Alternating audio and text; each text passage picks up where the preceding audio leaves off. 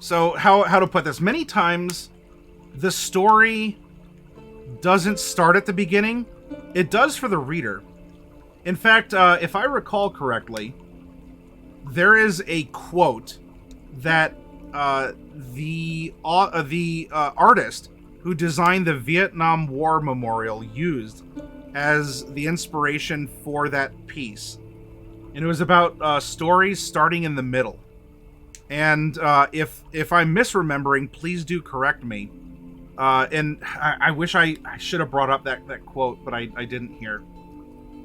But the memorial actually starts with the soldiers who died, and it works its way out towards the end and towards the beginning and towards the end from the middle. And when going through the storytelling process, there's a lot of ways that you might go through and generate it. I'm going to explain the logic here of why it is that I want to present Storytelling 101 with you in this regard, and also bring up another way that you can consider plotting your story. So tonight, exploring genres in the hero's journey. This is baseline stuff. Be considerate. What type of story do you want to tell? Because if you want to keep it close to home, write it close to home. But if you start blending genres, it can get tricky, and it could be it could just be not pleasant for your audience to look at or consume because they're really confused. This one character is always super detailed and angsty and edgy and feels emotions, and this one character is set in the backdrop of, a broader, brass planning the war from the shadows kind of a story, and that's compelling.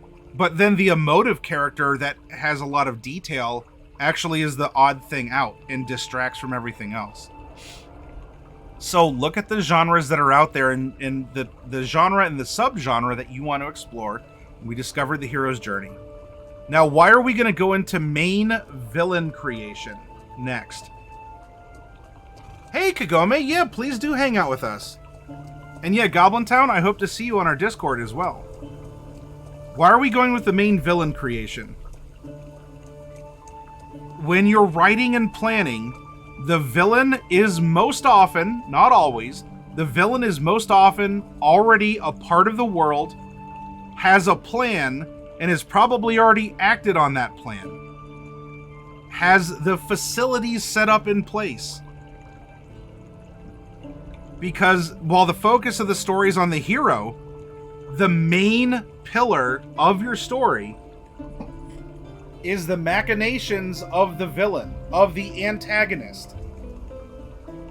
Because the antagonist already has the funds for war, already has raised the soldiers, already has the political clout, already has the whatever.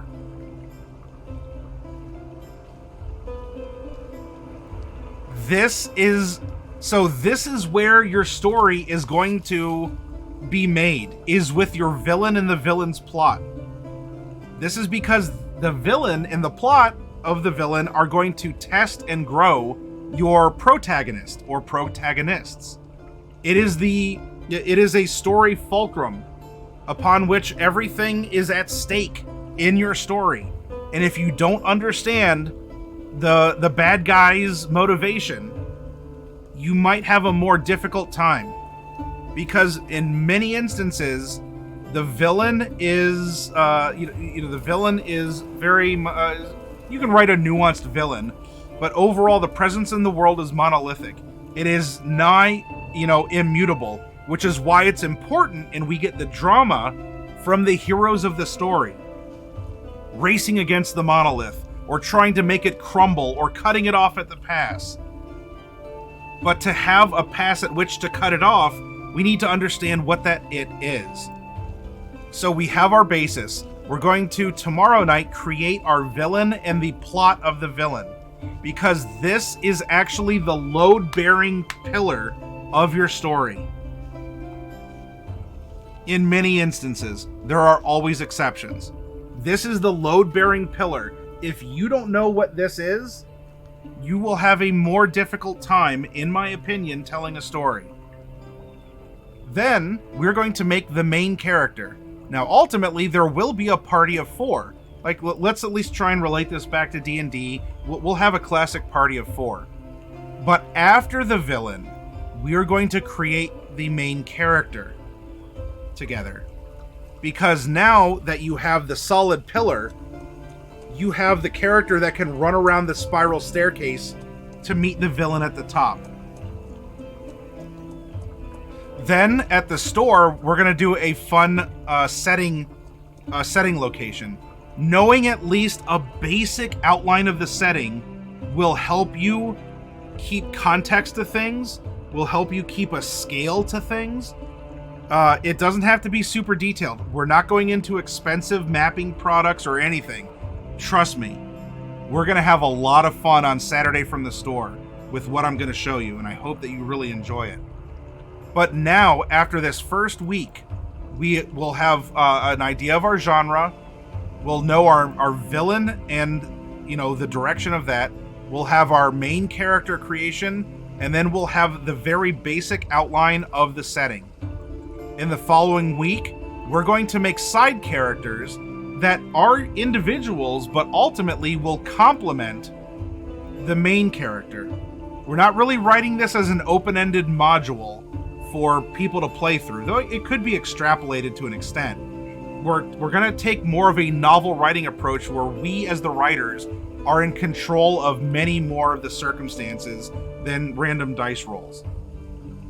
Then we're going to look at the entire party that is going to be going against the main villain as a character and examine that, because we're going to build a relationship map that's going to give us inspiration for a lot of other things to come.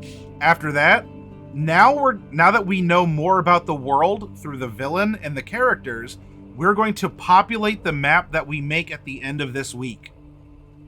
Then I'm going to do a visual exercise again from the physical store, from the brick and mortar store, where I'm going to demonstrate story arcs to you.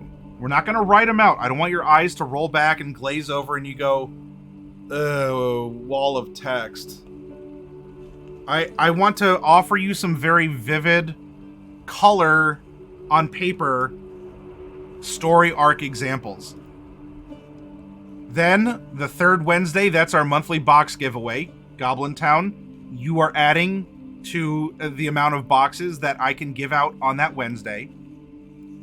Then we're going to plot the villain's actions, because we're going to come back here. This is the immutable timeline. Regardless of the hero's antics or self-discovery or all that wonderful stuff, the villain has something to do, and the villain's going to get it done. So we need to know this first. We're going to plot the villain's actions. That is the load-bearing pillar. All right, that's more of a leaning tower. That's the load-bearing pillar of our story. Then, now that we've come to know all of the characters better, we can spiral them around, and we can have them interact with the villain's plot at different points. And then finally, for the last workshop part of the month, we're going to discuss side stories, ways to fill in the gaps, ways that you can still advance the main plot, but also grow the side characters or flesh out your world, or do passive storytelling, environmental storytelling. Because if I tell you that you come to an inn, in fact, Goblin Town, you say that you want to step up and write. I want you to load generic D&D town in your brain, okay? I tell you that you walk into the inn and order an ale. Just that. Goblin Town, you walk into an inn, you walk into a pub and you order an ale. Just that sentence, what kind of world building did we just establish with one sentence?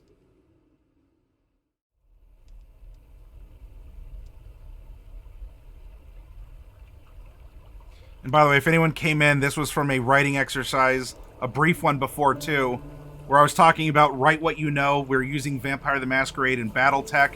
We made a whole paragraph of, okay, so wait, these people are effectively the Tremere, but I'm not going to call them Tremere in the version that the public will see. So you go through and you write the things you know, and then you go back with a find and replace command, and you're set. So in this case, the Tremere are called the Direk. The blood magic is called Texav. The ghouls, or the mechs, are called coils, which is a reference to mortal coils and the things that need to drill into the nervous system, etc. But then, there's coils or mechs, and of course in BattleTech you gather up parts. You can Frankenstein them together for a mech. In this case, they're called Fibonacci's or spirals, or I think someone in chat said for like a sequence, Fibsex, SEQS, or SECS, for, the technobabble term for it. And all you did is you wrote what you knew, and then you used technology to find and replace all instances of the word vampire with directs. And then I illustrated like why you would have a salvaged mech called a Fibonacci or whatever, because of the Fibonacci spiral. It's Critical Role Night. All right, well, I hope you enjoy it, Rip Artist. Goblin Town, I'm sorry if I lost you, or if you're thinking. If I tell you that an inn has an ale, we have just created the fact that there are farmers that grow wheat, hops, barley. That the concept of fermentation has been in existence, at least somewhat. That there are coopers that can make barrels. That there are smiths that can make the iron bands for the barrels. We have established this town has loggers to cut down the trees for all this stuff, miners for the raw materials, has enough, enough of a population so everyone doesn't just have to do basic survival stuff, and instead could actually afford, luxury items. Now, that's also saying that maybe the ale is actually a necessity, because the normal drinking water will kill you if you drink it, kind of like what we've seen in our real history. But that's where you have fun crossing reality with fiction or sci-fi as well. Yeah, and so that could go into that. So with that one simple thing, you walk into an inn and buy an ale. We have just done a ton of passive storytelling and world building, because for you to get that ale, a lot of other things have had to happen, because it requires carpenters and coopers and smiths and miners and people who protect the town from thieves in the fields or the like, and so that one sentence in the back of all of our brains, maybe we don't actively think about it, but that one sentence has automatically built a lot of the world for you. And so when you're writing, if you are careful in what you describe, how and why, you can avoid a ton of redundancies and also add a lot of unique flavor to your world, to your story, to your characters. If someone is wearing a red tunic to the fair, F-A-I-R-E. If someone is wearing a red tunic to the fair, who spun the cotton or hemp or wool? Who farmed it or ranched it? Who dyed it? And what is used? Does this place have natural dyes from flowers? Or are these mineral dyes? Or both? How and why is red important? Or would red get someone in trouble? Maybe red is a bad color. It's a bad luck color. If so, why? You may not necessarily ever bring it up outside of a comment of, "Oh, you're wearing red today?" That alone can get us thinking that there's a larger world outside of what you are presenting.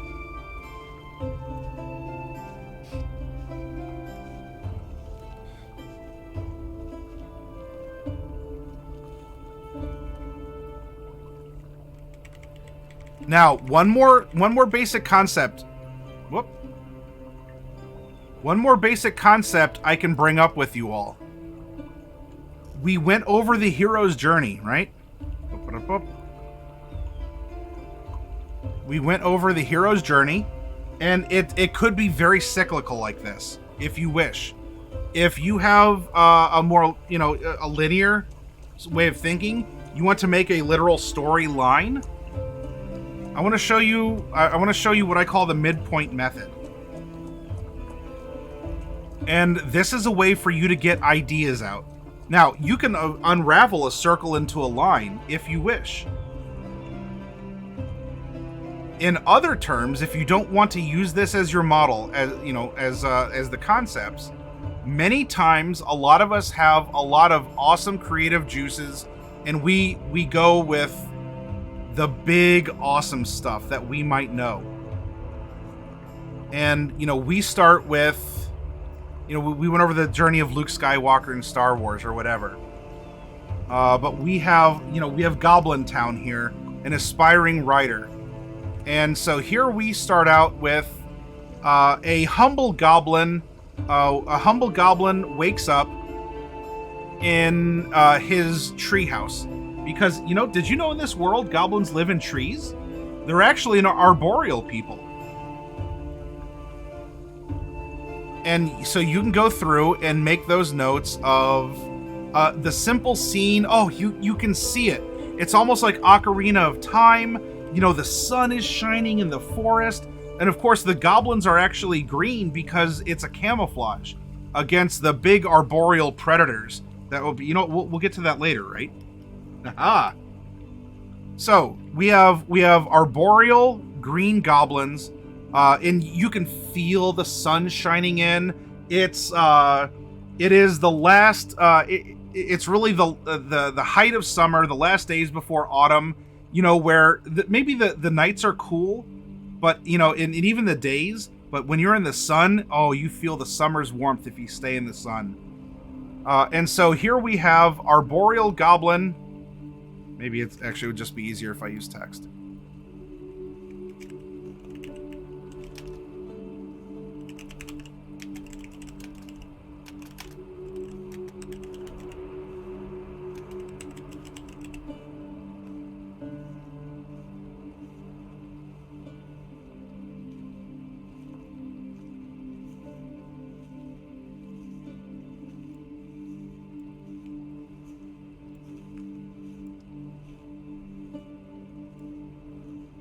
Let's go with something that might be a little bit, there we go. So, pure and innocent, it's that opening scene. We are just getting to meet this character and be introduced to the world through this character's eyes. Many of us have these, emotive, grand opening sequences. It's really easy to write for because, I can feel the potential. It's unlimited power.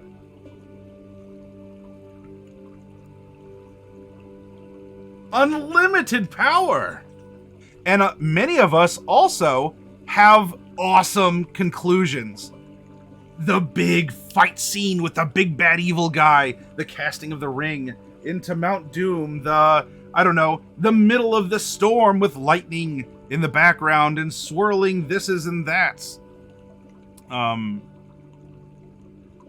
Another big dramatic scene filled with detail. You can just see the robes whipping in the wind. You can hear the crack-a-boom of the thunderstorm. And so we come over here and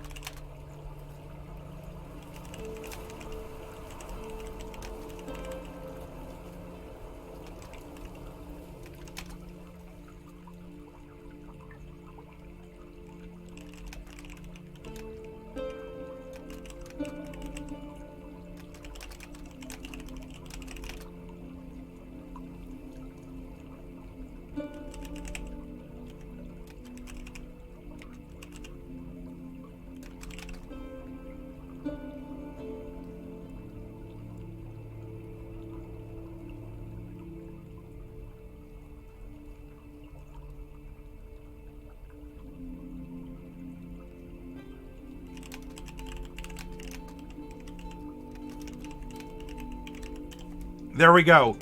The one-eared hero cast down his mother from the top of the fiery ancestral tree amid a raging battle at its roots and a sky filled with monsters, lightning, and the glimmer of dawn on the horizon. Emotive, evocative. Yes, this is the epic conclusion to the story in my heart. We have an awesome opener and a solid closer. Okay, now how do we get there? How do we get there? What do we do? Well, you do have the hero's journey, pardon me. And you can also always reference, if you use milestones in your games. If you're playing in D&D, let's say you're actually plotting out a campaign.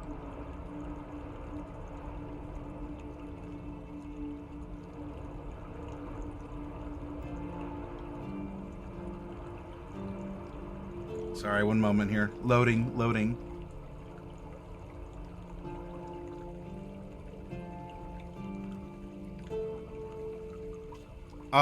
This is actually talked about because there are tiers of play.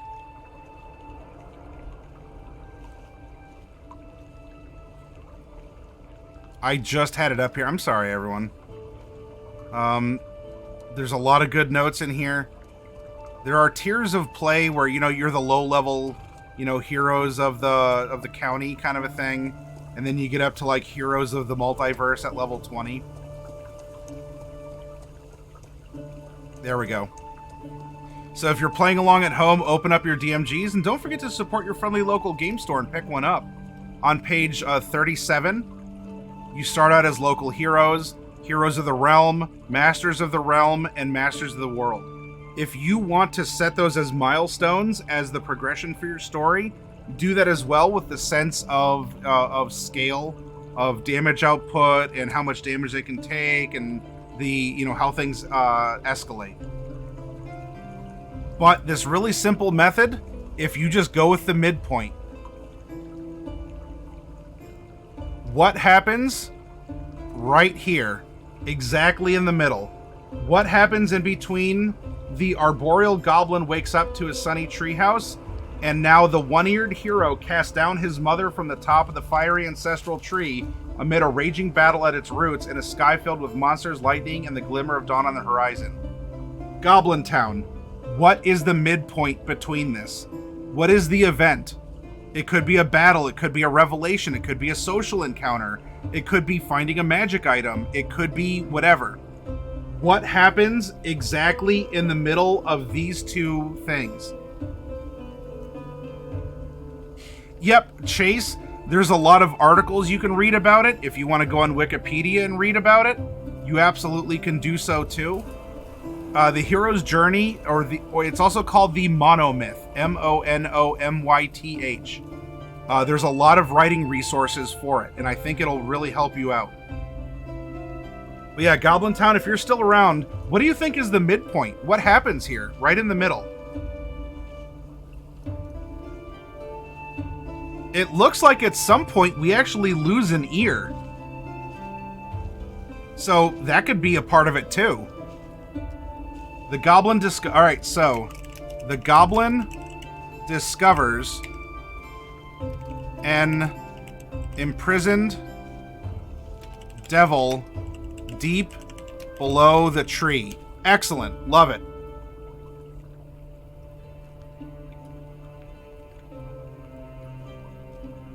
Now, Goblin Town. I have another question for you.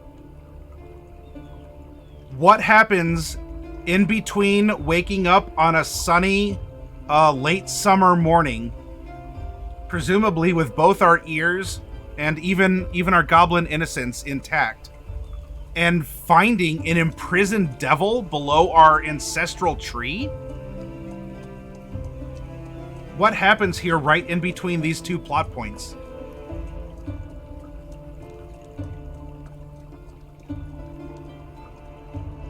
And there's no right or wrong answer. Throw out an idea that you have. I promise we'll make it work.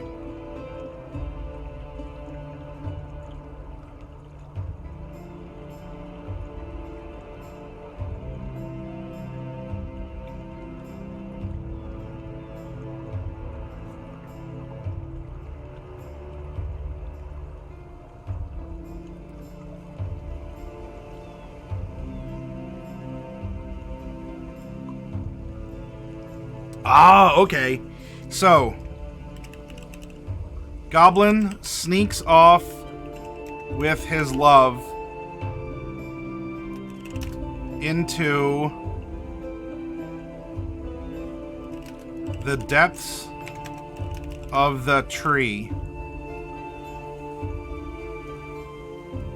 Now, it could be innocent, or what if it was forbidden, and but he wanted to impress her and show off his family lineage, or something along those lines?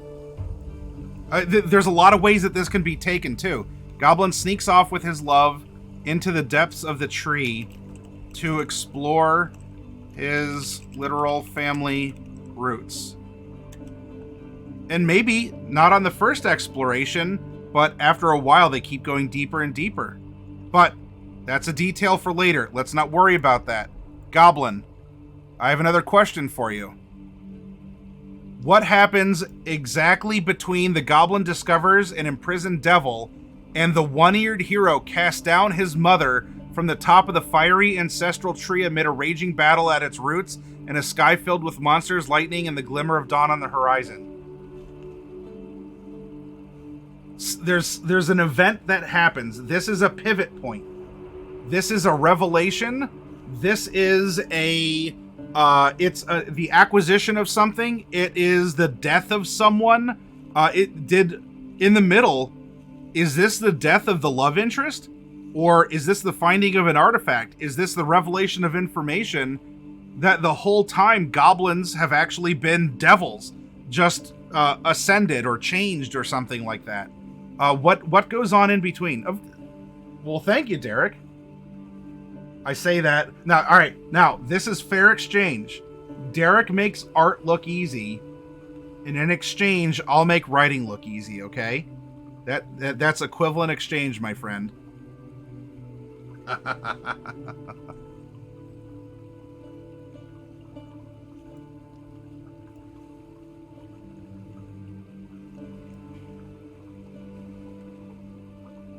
The devil's released into his love and plans to open a rift to the nether. Oh, all right.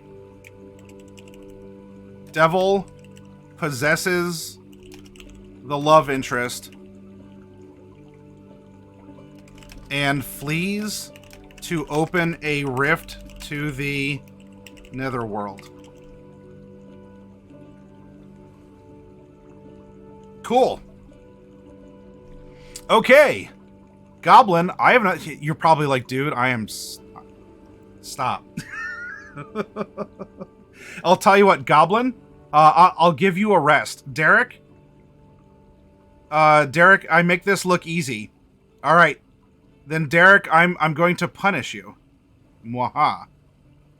I'm going to punish you because I want you to tell me, Derek, what happens between an arboreal goblin wakes up in his sunny treehouse to Goblin sneaks off with his love into the depths of the tree to explore his literal family roots.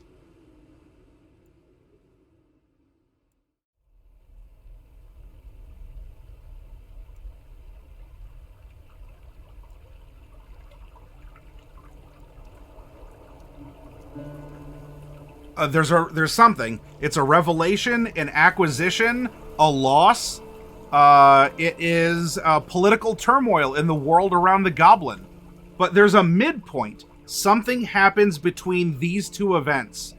And what happens between waking up on a sunny, late summer morning in a treehouse and sneaking off with his love into the depths of the tree.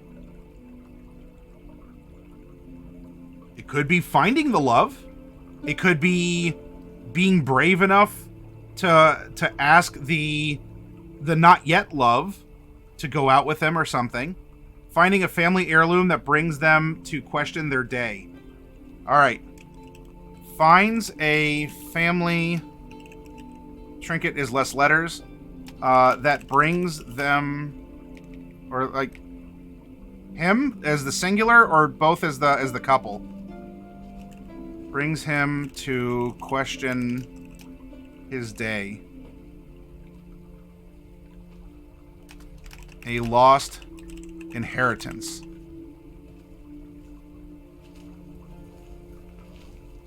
Cool. All right.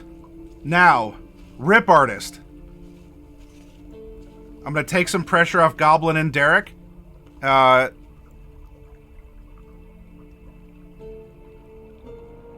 Artist.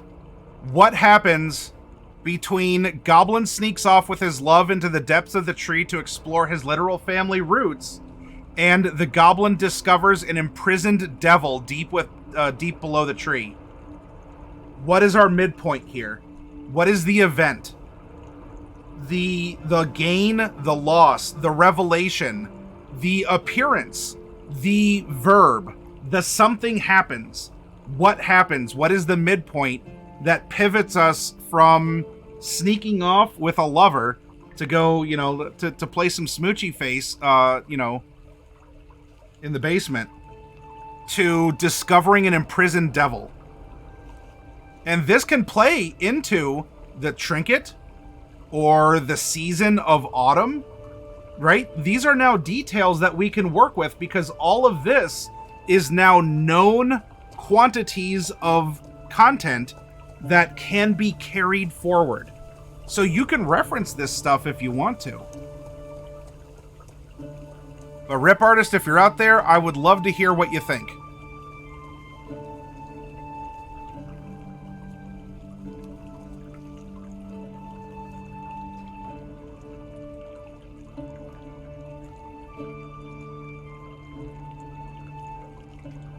Also, Chase, I can call on you if you're still hanging out. Rip Artist might not be here. Demon Quiller, are you hanging out, or are you just looking for a random battle?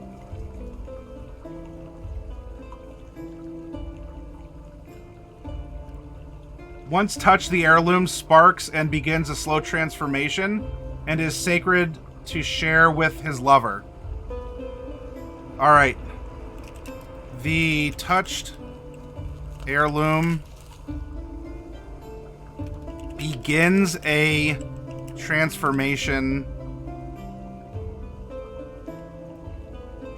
which is shared with the lover. Nope, that's fine, Rip.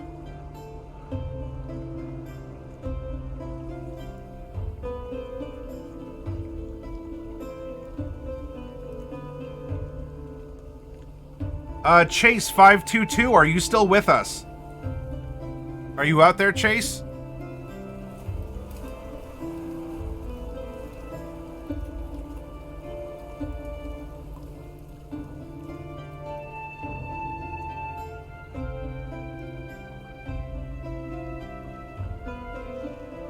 Actually, I'll change up. What is some good arboreal goblin? We'll go to an elven glade.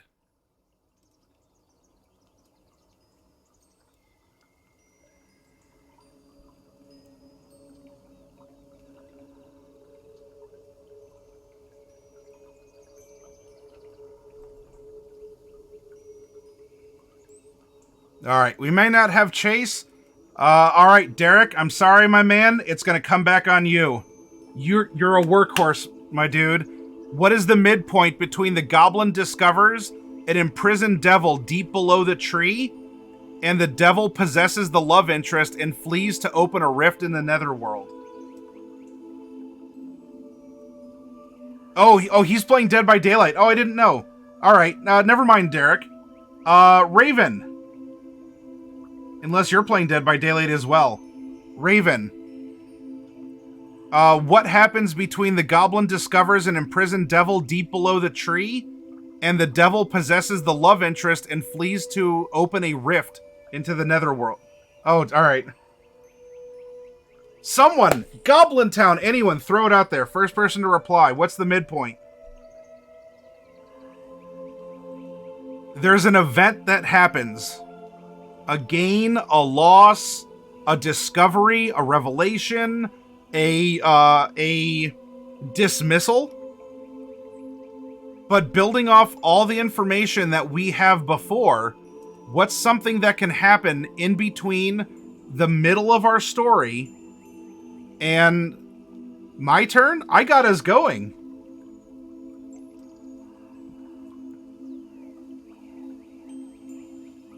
I would like this to be interactive. Come on, writers, you got this. Throw something out there. The devil tricks the goblin into thinking it is a friendly ancestor of the goblin. The devil tricks MC for main character into thinking it is a friendly ancestor. Devil deceives them, pretending to be an old goblin. Oh, hey! So Black Rabbit and Goblin Town just had a mind meld, effectively. Yeah, same brain. Same brain. Same goblin energy. Very good.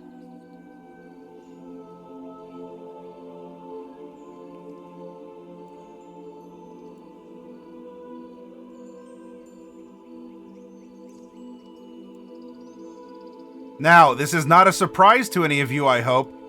I want to know what happens next in between the plot points that we have created. What happens next between the devil possesses the love interest and the one-eared hero casts down his mother from the top of the fiery ancestral tree amid a raging battle at its roots in a sky filled with monsters, lightning, and the glimmer of dawn on the horizon. Hi, Coffee Cat. Something happens. There's a midpoint here.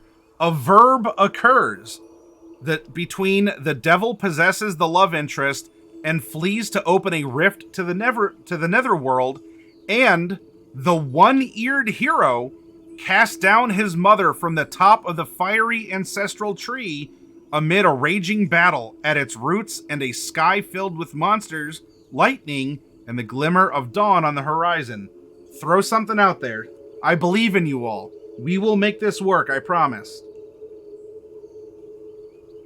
But there's one midpoint. There's a revelation, a contemplation, an acquisition, a loss, a something that happens.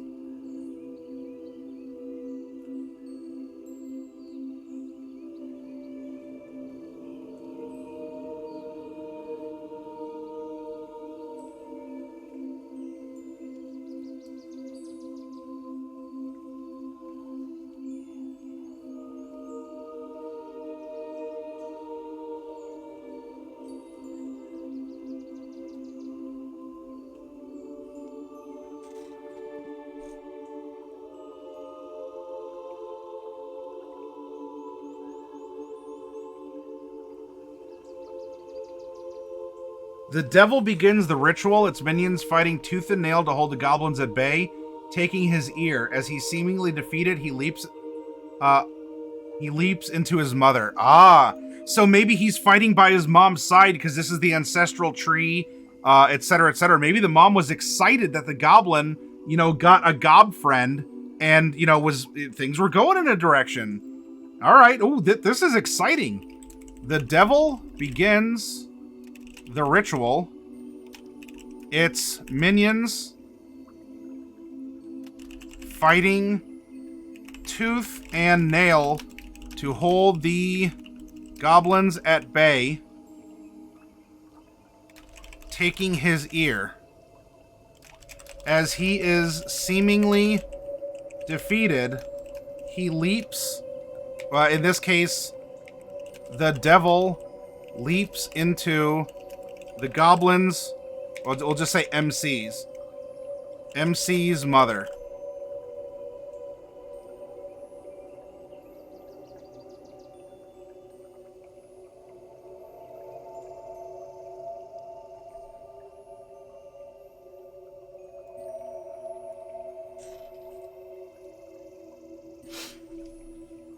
Now, can you all imagine what happens next?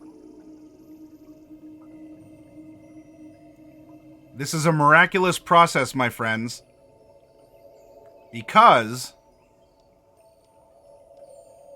we're going to go over here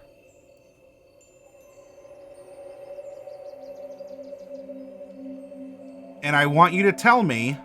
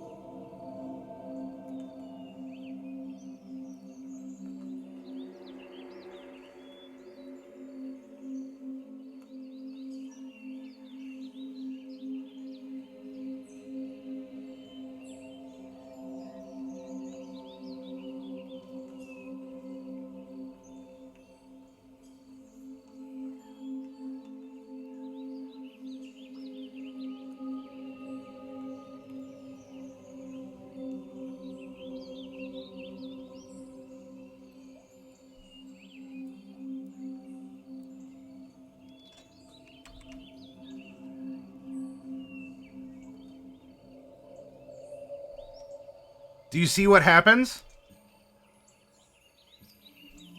Now, I mean, if you all want to continue to fill this in, I think you get the idea, right?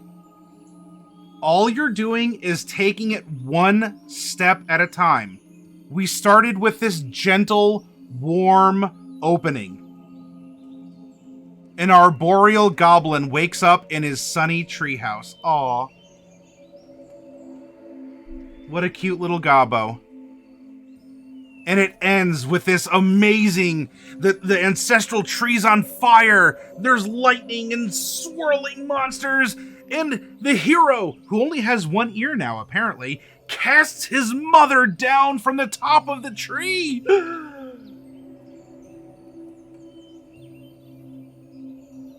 And then we added the midpoint. Oh. Where's the balance? The goblin discovers an imprisoned devil deep below the tree. Oh, noted. Got it. All right. That makes sense. I can work with that. And what you start doing is you just fill in the midpoint. What happens between X and Z? And you fill in Y. And then, in this case, now I mixed the colors here so that you all can see, how this would play out. You just keep inserting. You just keep inserting the details.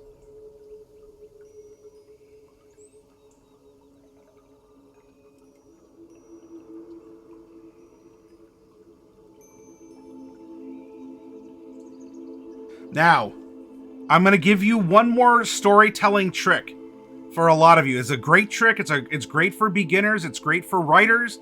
It's great to plan campaigns or to write novels. Nope. The colors was just to help visually break stuff up. That's all. Otherwise, all of the black lines could it could run together and become kind of garbled. So I wanted to make sure that we had a that we could follow. Okay, so blue to orange to black, orange, blue, orange, black. So you could visually break it up and get a better idea of what to see. All right, Kagome's Fury. I'm calling on you. I'm calling you out in chat, Kagome.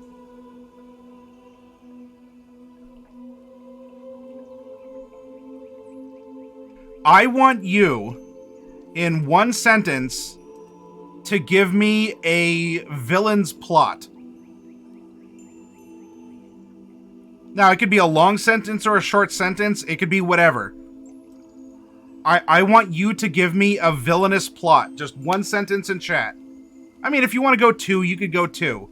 But throw out just a quick, take over the world. All right, it's something or whatever, right? I want one plot.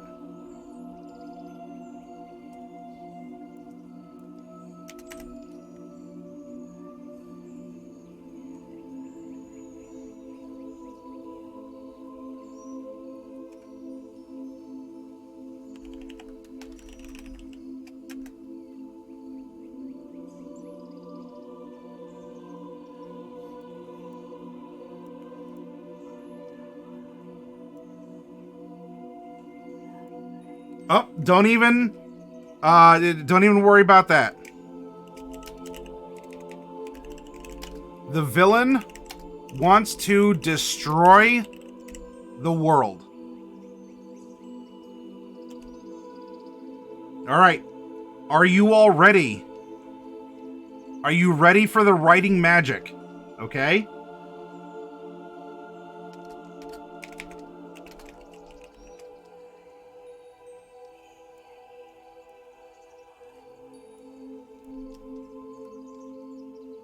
Goblin Town. Kagome's Fury told us the villain wants to destroy the world. Why? Goblin Town, you have one sentence. One answer, one sentence.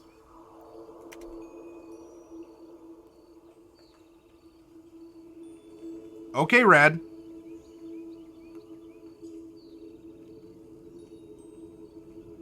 Insomnia Knight, if you're hanging out, I can call on you as well.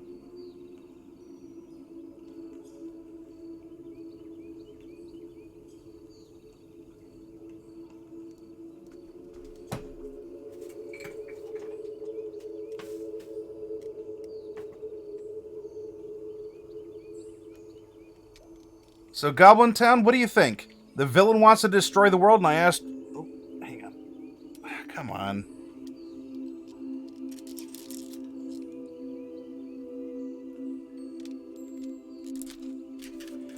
Being trapped for ages below the tree.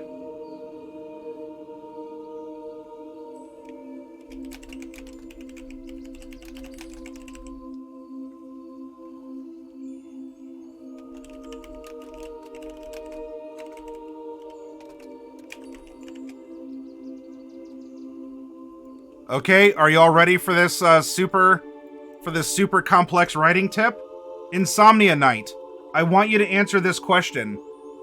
So the villain wants to destroy the world. Why? Well, we're told he was trapped for ages below the world tree. Why? Insomnia Knight, why was the villain trapped for ages below the world tree?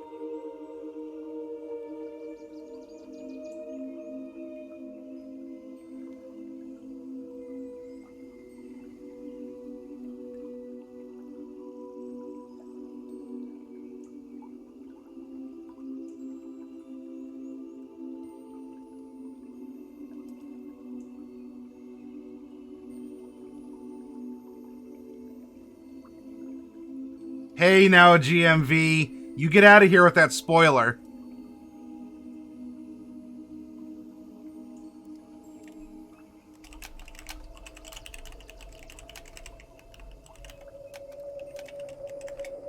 Alright.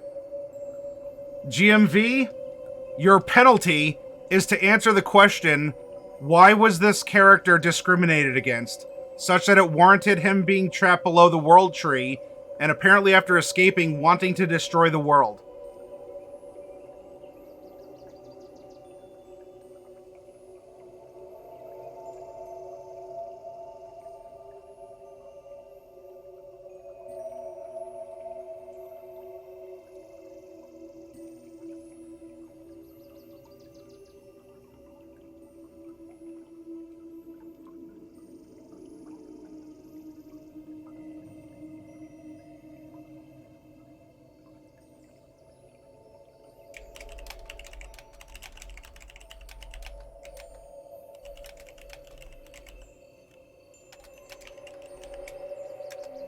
Awesome. Now we're going to go to... who is hanging out in chat? Red Trails and Rip are AFK. Black Rabbit, are you still here? Black Rabbit, if you're here, I want you to tell me, why was the villain a bastard child of a god and a mortal? And Coffee Cat, I'll call on you lastly, okay? So, Black Rabbit, you have to answer this question. Why?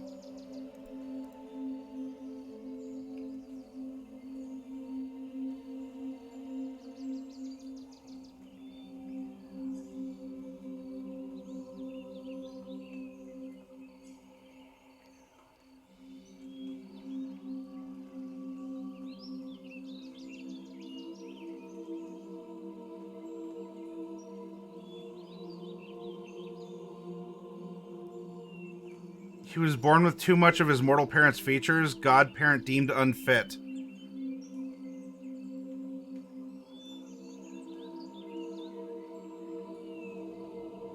So, why was he the bastard of a god and mortal? Okay, so... the answer... so, deemed unfit due to overwhelming mortal features. Coffee Cat.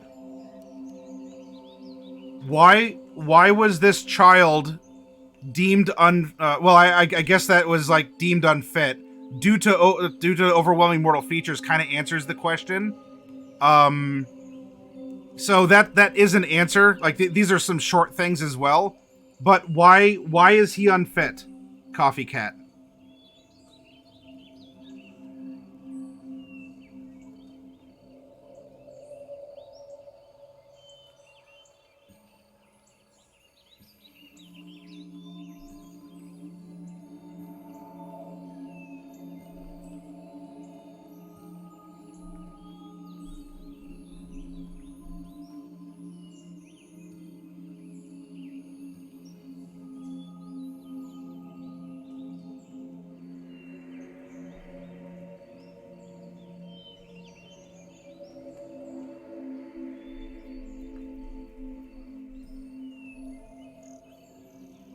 And we have the same kind of powers as godly kin.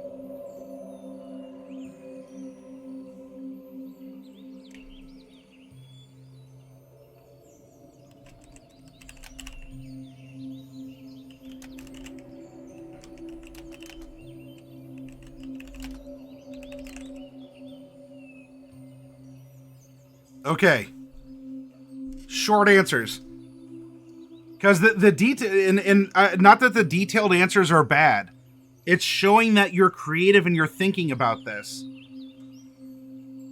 We can stop here if we really wanted to. Now, I would say like the 3 whys.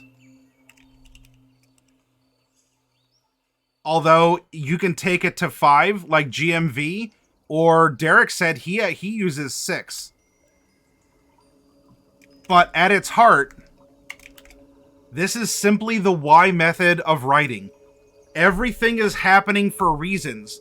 Whether or not they're known to the players of your game or to the character in the book, even if it's knowledge that the reader has, we are working backwards.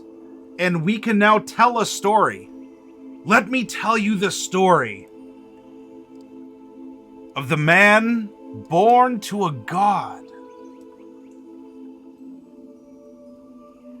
And then we fill in details, you know, the names of blah, blah, blah, blah, blah, blah. However, this man was deemed unfit to be amongst the gods and was scorned by the mortals for also being too powerful. The bastard of a god and mortal. He was discriminated against by both. Societal details, legal, cultural, religious details. And for that, after he tried to negotiate, he was trapped for ages by men and gods alike beneath the world tree. There, he... Detail. Thus, leading to him escaping and wanting to destroy the world that shunned him. Dun dun dun! Now, we did a very simple redux. Simple point, question. Simple answer, question. Simple answer, question. Simple answer. We work down. Then we stack it back up, adding details. Because then, as you present things in that order, that's the journey that your players have in your game, or you as the reader take through a novel. Because you are unraveling the mystery. You are unraveling the motivations, the circumstances that have occurred in this world.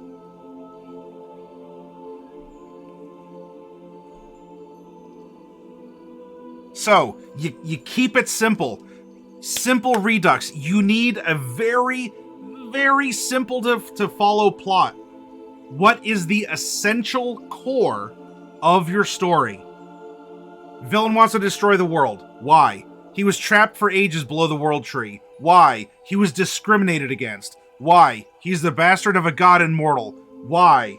Deemed unfit by both. Why? Because he is incapable of wielding powers, or we sort of also implied as we went back and added details, he was too so he wasn't powerful enough for the gods, and he was too powerful for the mortals.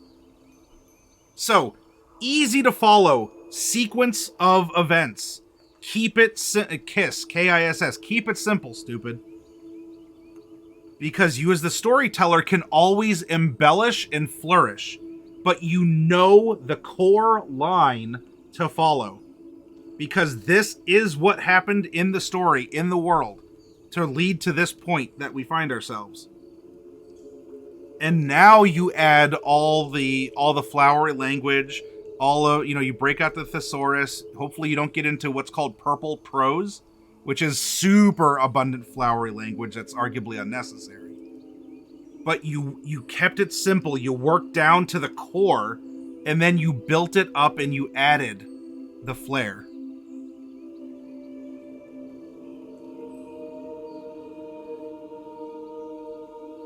Yeah, exactly, GMV. Use however many Ys you need to come up with the basics for your plot.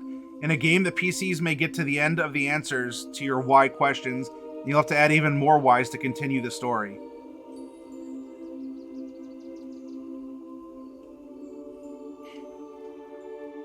And Kagome, I'm glad that you feel like this is giving you a better grip on your book. Even if it's a line in the sand, it is a place to start. And this entire Y method, you could go 10 Ys deep. And that might be this point right here. I'm not like necessarily directly connecting the two. They're separate exercises.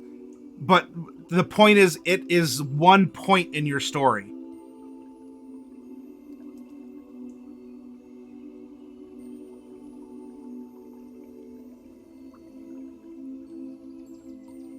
Well, Kagome, I hope that you're enjoying NaNoWriMo.